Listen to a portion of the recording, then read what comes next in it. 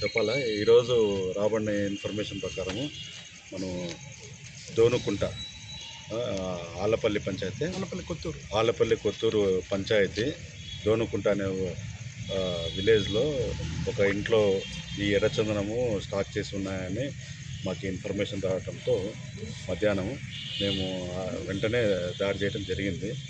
పోయి ఆ ఇల్లు సెర్చ్ చేసాము. మనకి 144 మంచి A grade quality red sandals lakhs దొరికినాయి.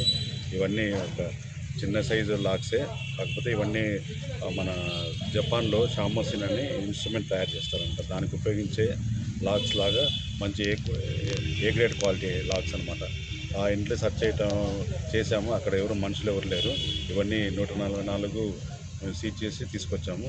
త్వరలోనే అక్యూజ్డ్ కూడా మేము అరెస్ట్ చేస్తామని హామీ ఇస్తాం. ఎంత వాల్యూ ఉంటుంది సార్? వాల్యూ అంటే 144, సుమారు 30 to 40 lakhs ఉండొచ్చు సార్. A1 గ్రేడ్ అంటున్నారు కదా, అది వాల్యూ 50 lakhs అని చెప్తున్నారు. ఇంటర్నేషనల్ మార్కెట్లో ఎంత ఉండొచ్చు సార్?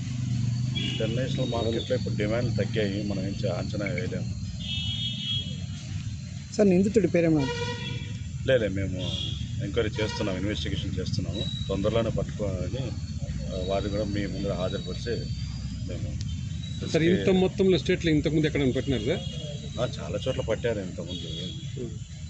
సార్ ఒక్కడైనా ఇంకా ఎవరైనా ఉన్నారేమో? అదే అక్యూజ్ని పట్టుకుంటే వాని కనెక్షన్స్ ఎవరెవరు తెచ్చారు, ఎవరికి సప్లై చేస్తున్నాడు, వాడు ఎవరికి సప్లై చేస్తున్నాడు మొత్తం బయటకు తెలియాల్సిందే. సార్ ఇన్ఫర్మేషన్ ఎలా సార్ మీకు ఇది? అదే కాన్ఫిడెన్షియల్ ఇన్ఫర్మేషన్. Okay sir.